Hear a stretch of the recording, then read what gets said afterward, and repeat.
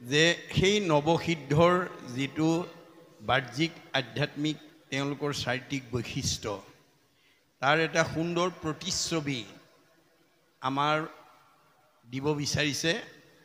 কাহাতো কিঞ্চিতো মনে নাহি আশকতি আকাশে সঞ্চাৰে সবে অবাধিত গতি। কাৰো প্ৰতি আসক্ত নাই, কাৰো প্ৰতি মোহ নাই, মোহশূন্যভাৱে তেওঁলোকে আকাশ মাৰ্গত কোনো বাধা বিঘিনি নোহোৱাকৈ গতি কৰিছে। ঋষিগণ সমেত নিমি ৰাজা মহাশয় কৰে মহাযজ্ঞ আতি আনন্দ হৃদয়। নিমি ৰজাই ঋষি সমস্তক দেৱঋষি ৰাজঋষি ব্ৰহ্মঋষি ঋতিজসকলক লৈ তেওঁ আনন্দ মনেৰে যজ্ঞ কৰি আছে। ভৈলা নৱসিদ্ধ সেহি সভাত প্ৰৱেশ সূৰ্য সম জলে দেহা দিগম্বৰ বেশ। নিমি ৰজাৰ সেই যজ্ঞস্থলীত গৈ অনিমন্ত্ৰিতভাৱে এই 9জন সিদ্ধ পুৰুষে গৈ প্ৰৱেশ কৰিছে আৰু তেওঁলোকৰ শৰীৰৰ জ্যোতি সূৰ্যৰ দৰে উজ্জ্বল হৈ গৈছে। মহাভাগৱত সবে অকস্মাতে আইলা দেখিয়া সভাৰ লোক বিস্ময় পাইলা। অকস্মাতে গৈ অনিমন্ত্ৰিতভাৱে যেতিয়া নিমি ৰজাৰ যজ্ঞস্থলীত 9জন সিদ্ধ পুৰুষ উপস্থিত হৈছে, তেওঁলোকক দেখাৰ লগে লগে সেই যজ্ঞস্থলীত থকা সভাসদসকল বিস্ময় অনুভৱ কৰিছে, আশ্চৰ্য প্ৰকাশ কৰিছে। তাখম্বাক দেখি আতি সচকিত মতি গুৰু পুৰোহিত সমে উঠিলা নিৰ্পতি।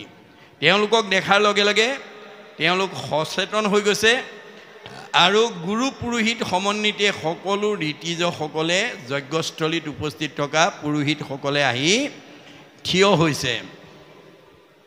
মূৰ্তি ধৰি অগণি কুণ্ডৰ ভৈলা বাস সাদৰিলা সিদ্ধ সমস্তক সামৰাজ।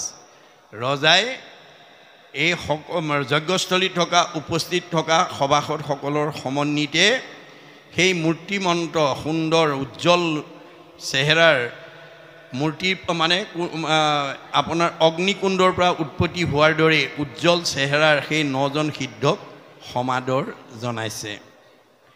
আশ্চৰ্য ঋতিজ সমে যজ্ঞ কাৰ্য এৰি কৰিলা শুশ্ৰূষা সিদ্ধ সমস্তকে বেৰি। তেওঁলোকে যিমানবিলাক যজ্ঞস্থলীত উপস্থিত থকা ঋষিমুনি ঋতিজসকলে আহি যজ্ঞ কৰ্ম এৰি তেওঁলোকক আদৰ সম্ভাষণ কৰিছে। সাধুৰ সংগে সবাৰো নিৰ্মল ভৈলা মতি সঘনে উপজে কৃষ্ণ চৰণত ৰতি।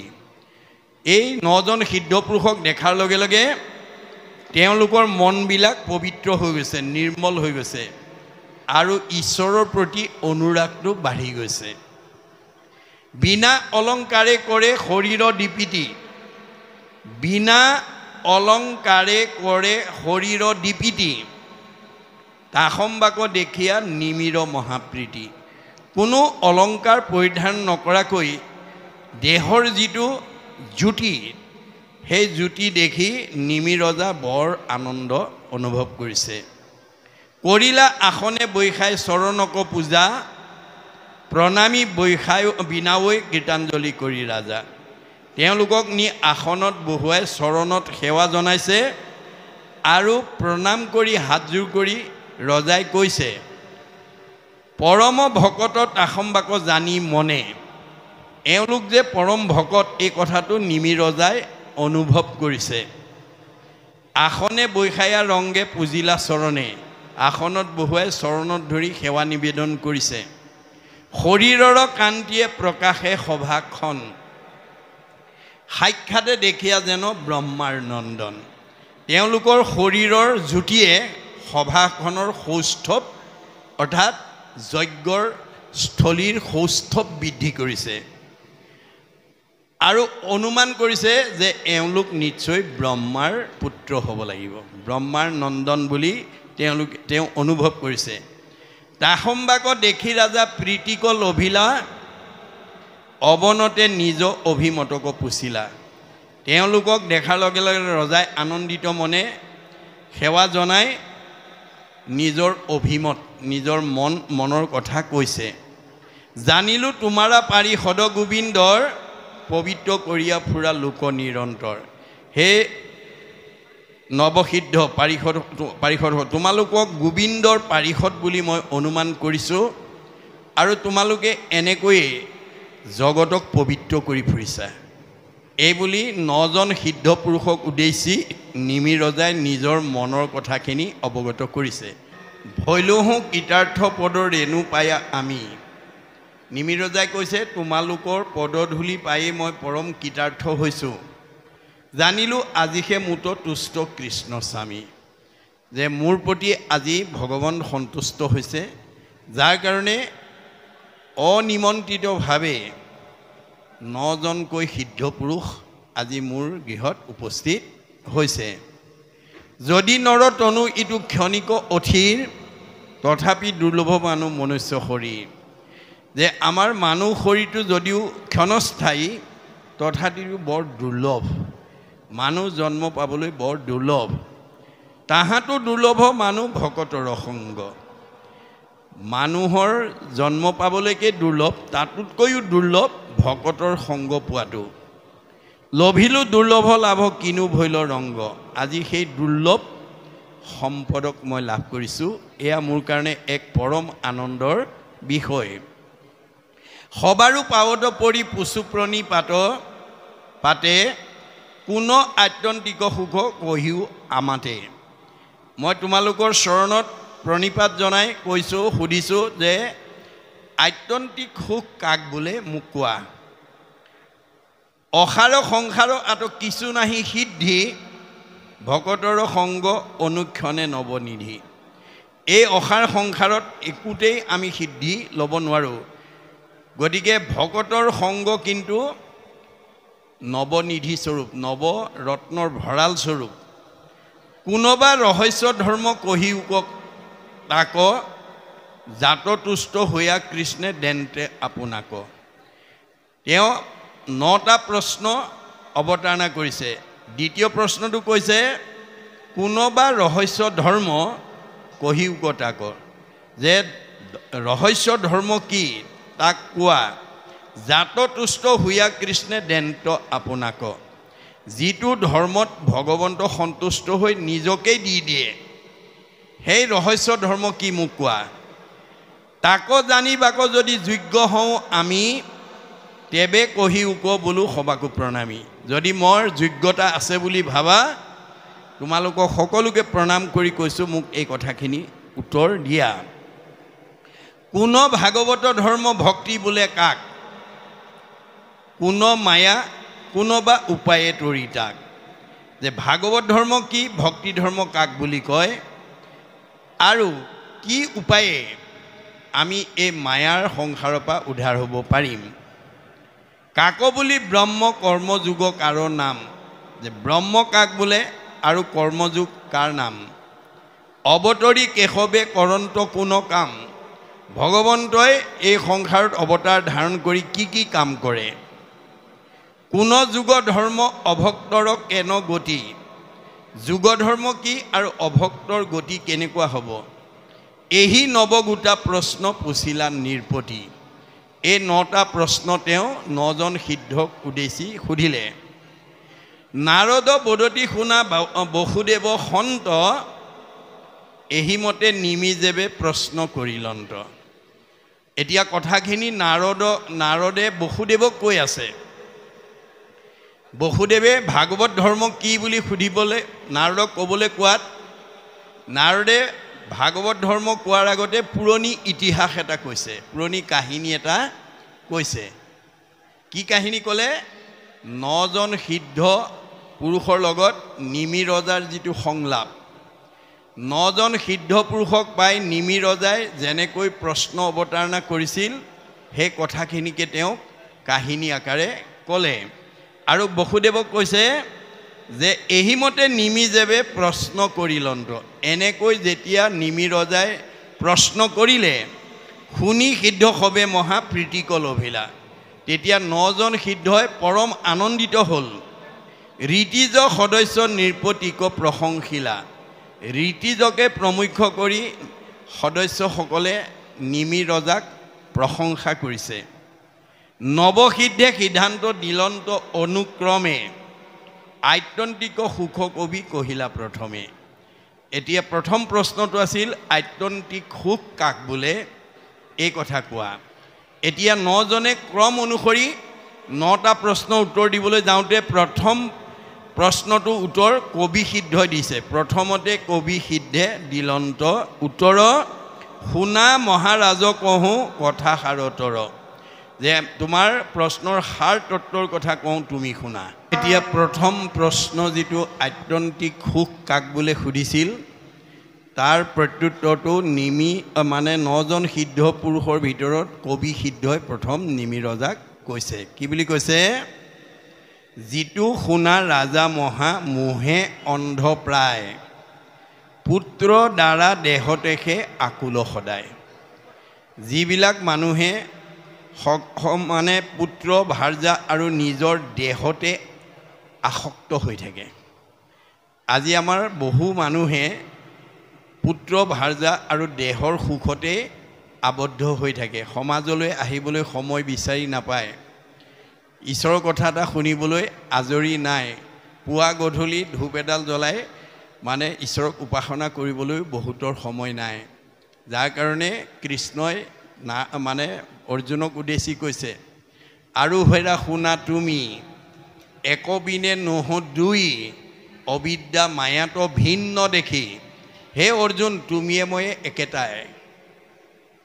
মায়াত থকাৰ কাৰণে মানুহে আমাক দুটা দুটা বুলি ভাবে।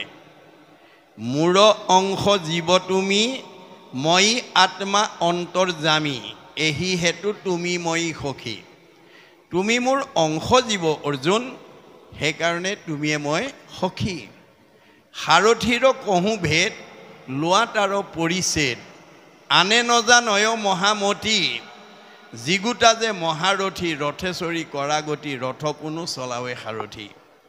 তুমি যিখন ৰথত উঠি মহাৰথী ৰূপে যুদ্ধত অৱতীৰ্ণ হৈছা, কৰ্মত অগ্ৰগতি হৈছা, সেই ৰথখন অৰ্জুন মই পৰিচালনা কৰি আছোঁ, সৰ্বতো সময়তে মনত ৰাখিবা।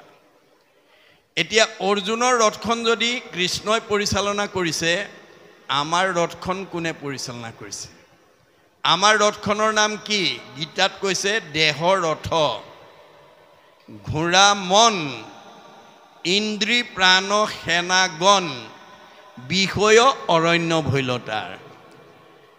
যে আমাৰ এই দেহটোক ৰথৰ লগত তুলনা কৰিছে, মনটোক ঘোঁৰাৰ লগত তুলনা কৰিছে, আৰু ইন্দ্ৰিয়বিলাকক সৈন্যৰ লগত তুলনা কৰিছে। আৰু আজি আমি যিজন থকাৰ কাৰণে আমাৰ এই ৰথখন চৈতন্য হৈ আছে, যিজন থকাৰ কাৰণে আমি চকুৰে দেখিছোঁ, কাণেৰে শুনিছোঁ, মুখেৰে খাইছোঁ, হাতেৰে কৰিছোঁ, ভৰিৰে গৈছোঁ। আজি আমাৰ বহুতৰে সেইজনৰ কথা শুনিবলৈ, সেইজনৰ কথা ভাবিবলৈ, সেইজনৰ কৰ্ম কৰিবলৈ, সেইজনৰ স্থানত যাবলৈ সময়ৰ অৱকাশ নাই। মনত ৰাখিব, যিজন থকাৰ কাৰণে আমি চৈতন্য হৈ আছোঁ, সেইজনৰ প্ৰতি যাৰ শ্ৰদ্ধা ভক্তি নাই, তেওঁৰ ৰথখন সুস্থিৰভাৱে নচলিব দেই। তেওঁৰ দেহ নামৰ ৰথখনত ঘূনে ধৰিব। কেনেকৈ? অৰ্শ, গুল্ম, পিত্ৰ, কেঁচুমূৰীয়া, মূৰৰ বিষ, পেটৰ বিষ, দাঁতৰ বিষ, কঁকাল বিষ, কাৰ কি আহিব আৰু। ঈশ্বৰ বিমুখী মানুহৰ দেহলৈ ৰোগ ব্যাধি নিজেই নামি আহিব।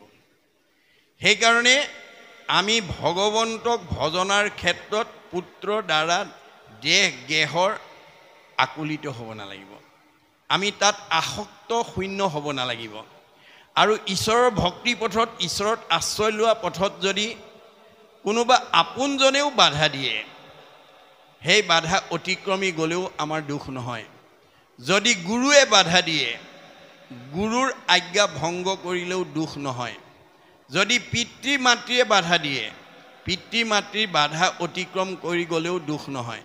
যদি স্বামীয়ে বাধা দিয়ে, স্বামীৰ আজ্ঞা অতিক্ৰম কৰিলেও দুখ নহয়। যদি সমাজে বাধা দিয়ে, সমাজৰ বাধা অতিক্ৰমি গ'লেও আমাৰ দুখ নহয় বুলি আমাক বেদে সিদ্ধান্ত দিছে।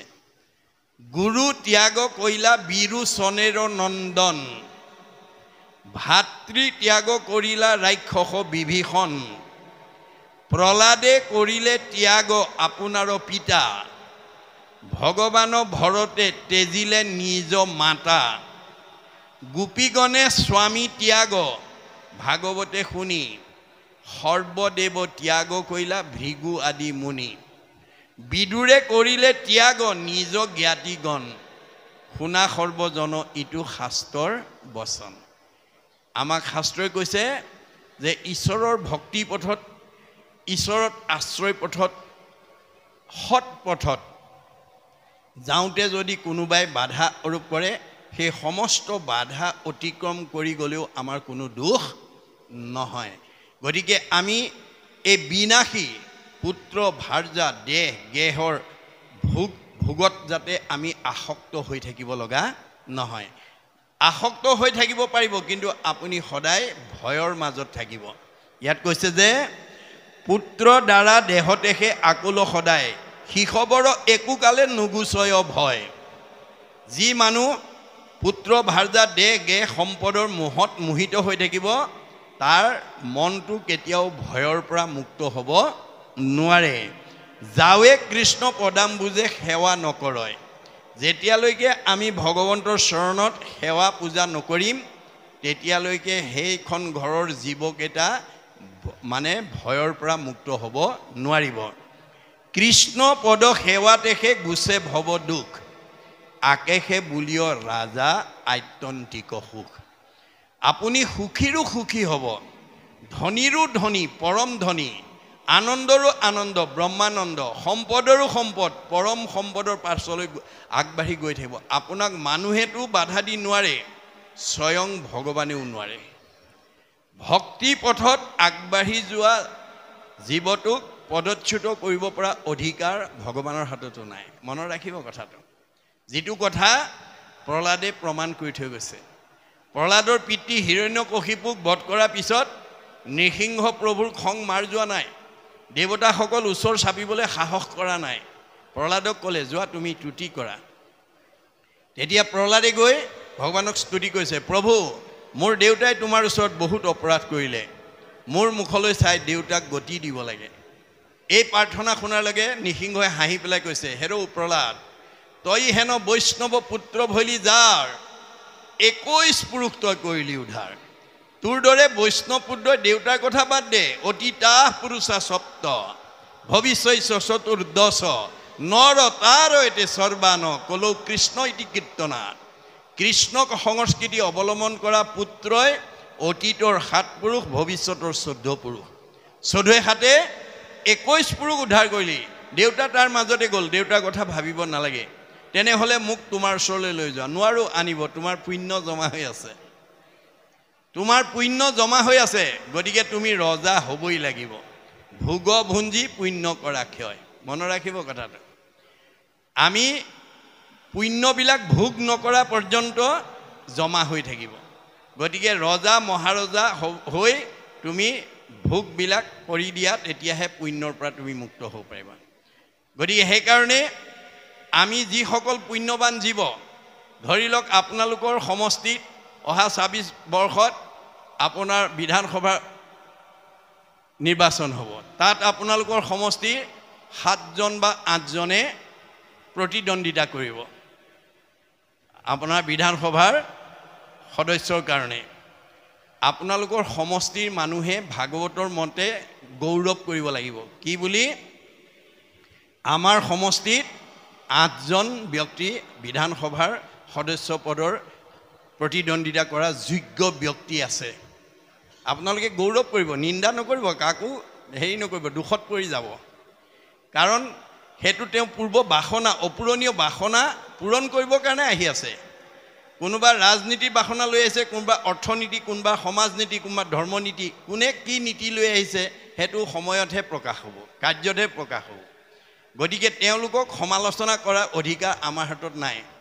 আমি গৌৰৱহে কৰিব লাগিব। কিন্তু জিকিব কেইজন? 8জনে প্ৰতিদ্বন্দ্বিতা কৰিলে কেইজন জিকিব? এজন জিকিব। গতিকে কোনজন জিকিব সেই বিষয়ে আমাৰ ভাগৱতত উল্লেখ আছে। সেইকাৰণে মই বিভিন্ন স্থানত কৈছোঁ, যদি কাৰোবাৰ ভাল ৰাজনীতি কৰিব মন আছে, ভাগৱতখন ভালকৈ শুনক, পঢ়ক। যাৰবাৰ যদি অৰ্থনীতি কৰিব মন আছে ভাগৱত শুনক, সমাজ নীতি কৰিব মন আছে শুনক, ধৰ্ম নীতি কৰিব মন আছে শুনক। গতিকে সকলো নীতি ধৰ্মই বান্ধি ৰাখিছে। গতিকে সকলো মানে নীতিক ধৰ্মইহে স্থিতি ৰাখিব পাৰিব, আনে ৰাখিব নোৱাৰে। গতিকে সেই 8জনৰ ভিতৰত যাৰ পুণ্যৰ নম্বৰ বেছি হৈ আছে, সমষ্টিটোত MLA ইলেকশ্যন কৰিবৰ কাৰণে যি আগৰ পৰা ভাবি সেই সমষ্টি তৃণমূল আত্মা, পৰিয়াল, সমাজ, অনুষ্ঠান, প্ৰতিষ্ঠান সকলো দিশত সমষ্টিটোক আগবঢ়াই নিয়াৰ কাৰণে কাৰ অৱদান বেছি আছে, কি কোনে সমষ্টিটোৰ উপকাৰ বেছি সাধন কৰিছে, কাৰ পুণ্য বেছি হৈ আছে। যাৰ পুণ্য বেছি হৈ আছে সেইজনক যিকোনো প্ৰকাৰে বাই হুক অৰ বাই ক্ৰুক ভগৱন্তই তেওঁকে জিকাব। আমাৰ মনে এখেত জিকিব লাগিছিলে, ইলেকশ্যনৰ ৰিজাল্টত এখেত জিকি গ'ল। ভগৱন্তই কৈছে তুমি চৰ্ম চকুৰেহে চাই কৈছা, মই 14জন সাক্ষী 2জন কেৰণী তথ্য ভিত্তিত তেওঁক জিকাইছোঁ। গতিকে আমাৰ কাৰ পুণ্য কিমান বেছি আছে, কোনে কেনেকৈ মানুহক উপকাৰ কৰি পুণ্য অৰ্জন কৰিছে কৰোতাজনেহে জানিব, আৰু তাৰ তথ্য ভগৱানৰ হাততে থাকিব। গতিকে আপুনি গাঁওখনৰ ধনী মানুহ হৈ গাঁওখনৰ উন্নয়নৰ কাৰণে ক'ৰবাত কোনোবা এটা চুবুৰীত কুঁৱা এটা নাই, কোনোবা আপোনালোকৰ গাঁওখনৰ উঠি অহা প্ৰজন্ম অধ্যয়ন কৰিবৰ কাৰণে লাইব্ৰেৰী এটা নাই, গাঁওখনৰ ধনী মানুহ হৈ লাইব্ৰেৰী এটা, গাঁওখনৰ ক'ৰবাত কোনোবা এটা চুবুৰীত নামঘৰৰ অভাৱ, আপুনি যদি মাটি অকণমান দান দি দিছে নামঘৰ বনাবৰ কাৰণে, তেতিয়াহ'লে আপোনাৰ এই আদৰ্শই আপোনাক চিৰযুগমীয়া কৰি ৰাখিব। আৰু আপুনি ধৰ্ম অৰ্থৰ যদি সৎ ব্যৱহাৰ কৰিছে, আপুনি ৰাতি ভাওনা চাবলৈ দুৱাৰখন ভুলক্ৰমে মেলি থৈ আহিলেও আপোনাৰ ঘৰলৈ চুৰ ডকাইত যাব নোৱাৰে। মনত ৰাখিব কথাটো। আপুনি নিৰ্ভৰ হৈ থাকক, যদি আপুনি সৎ কাম কৰিছে আপুনি কেতিয়াও কাৰো হাতৰ পৰা আপুনি বঞ্চিত হ'ব লগা বা প্ৰত্যায়িত হ'ব লগা নহয়। কাক বঞ্চিত কৰিব, কাক দুখ দিব, তথ্য ভাগৱতে আমাক দিছে। আপুনি যদি গাঁওখনৰ ধনী মানুহ হৈ ধনৰ যদি প্ৰয়োগ কৰিব জনা নাই, ধন সাঞ্চি যিটো বিষ্ণু বৈষ্ণৱক নেদৈ, গৃহাগত ভৈলে তাক নাই বুলি খেদৈ, মাধৱৰ নামলৈয়া বৈষ্ণৱ বোলাৱে, হেনয় জনক দণ্ড দিয়ন্ত মাধৱে। ভগৱানে দিয়া ধন থাকি সৎ কামৰ কাৰণে কোনোবাই অনুদান এটা বিচাৰি যাওঁতে যদি আপুনি নাই বুলি উভতাই পঠিয়াই দিছে, আপুনি বৈষ্ণৱেই হওক বা অবৈষ্ণৱেই হওক আপোনাক ভগৱন্তই দণ্ড দিবই, শাস্তি দিবই। কেনেকৈ? নুহি চোৰে নেই নুহি অগ্নিয়ে দহয়, নুহি দণ্ড বন্ধ হুইয়া ৰাজাই লয়। আপোনাৰ ধৰটো হয় চোৰ ডকাইত উগ্ৰপন্থীৰ দ্বাৰা নিব, নহয় জুয়ে পুৰিব, নহয় আকস্মিক দুৰ্ঘটনা বেমাৰ আজাৰ হৈ ডাক্তৰে খাব, নহয় কাজিয়া পেচাল লাগি কেছ মামলা লাগি পুলিচে খাব, সীমানতো ৰেহাই নিদিয়ে। হাঁ ধন বুলি পাছে কান্দে ৰাও বান্ধি, ঘৰে ঘৰে ভিক্ষা মাগে কৃষ্ণ কৃষ্ণ বুলি। এই জন্মত ভগৱানে দিয়া ধন থাকি যদি প্ৰয়োগ কৰিব নাজানে, তেতিয়াহ'লে সেইজনক পৰজন্মত ভিক্ষাৰী কৰি পঠিয়াব। এতিয়া আপোনালোকে গাড়ীয়ে মটৰে ট্ৰেইনত গ'লে দেখিব, যি জনগোষ্ঠীয়ে ভিক্ষাৰী নহওক সদায় ঈশ্বৰৰ নাম লৈ ভিক্ষা খোজে। এয়া ভাগৱত দৰ্শন, মনত ৰাখিব দেই। গতিকে আপুনি গাঁওখনৰ সমাজখনৰ পৰিৱেশৰ উন্নয়নৰ কাৰণে আপোনাক দিয়া প্ৰতিভাটো যদি শুদ্ধ প্ৰয়োগ কৰিছে, আপুনি দুৱাৰখন মেলি থৈ আহিলেও আপোনাৰ ঘৰলৈ চুৰ ডকাইত যাব নোৱাৰে। কাৰ ঘৰলৈ যাব লাগে তেওঁহে পঠিয়াব, সেইটো পৰিচালনা তেওঁ কৰিব। আপুনি ডাঙৰ তলা মাৰিও ৰাখিব নোৱাৰিব। 2 ঘণ্টাৰ কাৰণে বিয়া খাবলৈ গ'লে ঘূৰি আহি তলা ভাঙি চব লৈ গুচি যাব। আপোনালোকে বহুত মিডিয়াত দেখিছে, মহানগৰত 2 ঘণ্টাৰ কাৰণে ডাঙৰ তলা মাৰি বিয়া খাবলৈ গৈ ঘূৰি আহি দেখিছে তলা ভাঙি সমস্ত লৈ গৈছে, ধৰাও নপৰে। কিন্তু মনত ৰাখিব কথাটো, এয়া হৈছে ভাগৱত দৰ্শন। গতিকে ভগৱানে দিয়া প্ৰতিভাটো যাতে শুদ্ধ প্ৰয়োগ কৰিব লাগে। আমাক মানুহৰ জন্ম দিছে ঈশ্বৰত ভক্তি কৰি মুক্তি লাভ কৰিবৰ কাৰণে। আজি আপোনালোকে বিভিন্ন গৃহৰ পৰা আহিছে, লক্ষ্য কি লৈ আহিছে বাৰু? ভাগৱত অনুষ্ঠানৰ ব্যাখ্যা অনুষ্ঠান সামৰিলে খাই বৈ নিজৰ নিজৰ ঘৰলৈ যাম। আপোনাৰ ঘৰৰ পৰা ওলাই আহোঁতে নিৰ্দিষ্ট সময়ত আকৌ ঘৰলৈ যোৱাৰ লক্ষ্য লৈ আহিছে। আপুনি যেনেকৈ ঘৰৰ পৰা ওলাই আহোঁতেই ঘৰখনলৈ ঘূৰি যোৱাৰ লক্ষ্য লৈ আহিছে, আমাৰ এইখন ঘৰলৈ অহা জীৱটোৱেও যিখন ঘৰৰ পৰা আহিছে সেইখন ঘৰলৈ ঘূৰি যোৱাৰ লক্ষ্য লৈ আহিছে আৰু সেই লক্ষ্যত উপনীত হ'বলৈ যাওঁতে বাট চিনি পোৱা দেহাটো পাবৰ কাৰণে 84 জুনি অতিবাহিত হৈ আছে 84 জুনি অতিবাহিত হৈ মানুহৰ জন্ম পালেহে বাটটো চিনি পাব ভাগৱত পঢ়াৰ লগে লগে বাট চিনি পাব 7টা ষ্টেপ পাৰ হৈ যাব প্ৰথমে দহিব পাতে কচয় কৰাইবে মহাপুণ্য অদ্ভুদয় মিলাইবে বিষয়ত বিৰকতি কৃষ্ণত পুৱাইবে প্ৰেম ভকতি উপজাবে অতি বৈষ্ণৱ জ্ঞান মায়াকো দহিয়া কৰাই নিজান চৈতন্যময় পূৰ্ণানন্দ হৰি থৈবন্ত তেন্তে এৰেকে 7টা ষ্টেপ পাৰ হৈ আপুনি য'ৰ পৰা আহিছে তাত লগ খাই যাব আৰু ঘূৰি আহিব নালাগে আৰু ভাগৱত শুনাৰ লগে লগে আমাৰ দেৱত্ব জ্ঞান হয় দেই দেৱত্ব জ্ঞান হোৱাৰ লগে লগে ব্ৰহ্মত্ব উপলব্ধি হয় আৰু ব্ৰহ্মত্ব উপলব্ধি হোৱাৰ লগে লগে আপুনি লীন হৈ যাব আৰু ঘূৰি আহিব নালাগে এই কাৰণে ভাগৱত শুনিবলৈ আহিব লাগে ভাগৱত নুশুনা কোনো জীৱ সংসাৰৰ পৰা ওলাই যাব নোৱাৰে দেই পাৰ্থিৱ ধন ধান বিদ্যা শিক্ষাই আমাৰ জীৱ উত্তৰণত সহায় কৰিব নোৱাৰে এইটো যিটো ভোগ কৰি আছো সেইটো পূৰ্বজন্মৰ পুণ্যৰ ফলটোহে ভোগ কৰি আছো এই জন্মটোৰ পিছৰ জন্মলৈ আমি লৈ যাব লাগিব এই কথা আমি প্ৰত্যেকে উপলব্ধি কৰিব লাগিব এজন চাকৰিয়াল মানুহে এতিয়া জুন মাহত কোন মাহৰ দৰমহা ভোগ কৰি থাকে মে মাহৰ দৰমহাটোহে এজন চাকৰিয়ালে জুন মাহত ভোগ কৰি থাকে এই জুন মাহৰ দৰমহাটো কোন মাহত ভোগ কৰিব জুলাই মাহত এটো যেনেকৈ বাস্তৱ সত্য আমাৰ জীৱটোৱে প্ৰাৰব্ধ কৰ্মফলটো আৰব্ধত ভোগ কৰি আছে আৰব্ধটো অনাৰব্ধলৈ লৈ যাব এয়াই জীৱন চক্ৰ কৰ্মফল প্ৰাৰব্ধ আৰব্ধ অনাৰব্ধ গতিকে প্ৰাৰব্ধ পুণ্য লৈ জয়সাগৰত যোনে বেছি পুণ্য লৈ আহি বসবাস কৰিছে সি সবতকৈ ওপৰত আছে মধ্যম পুণ্য লৈ এহাজন মধ্যমত আছে কম পুণ্য লৈ এহাজন কমত আছে কিন্তু ই স্থায়ী নহয় ই গতিশীল ভাগৱত শুনি যদি আপুনি বেয়া এৰি ভাল ল'ব পাৰে আপোনাৰ স্থিতি সলনি হৈ গৈ থাকিব আপুনি ওপৰলৈ গৈ থাকিব মনত ৰাখিব কথাটো যদি ভোগ কৰিবলৈ পায় আকৌ কাৰোবাক অন্যায় কৰি দুখ দিয়ে আঘাত দিয়ে তেতিয়াহ'লে পৰীক্ষিত আৰু ব্যাসৰ দৰে অভিশপ্ত হ'ব এই কথা আমাৰ ভাগৱতে আমাক দিছে এতিয়া পৰৱৰ্তী কথাটো হৈছে ভাগৱত ধৰ্ম কথন এই ভাগৱত ধৰ্ম কথন নামেৰে তলৰ পদেদি আমাক ভাগৱতৰ ধৰ্মৰ বিষয়ে কি ক'ব বিচাৰিছে আমি আলোচনা কৰিম ভাগ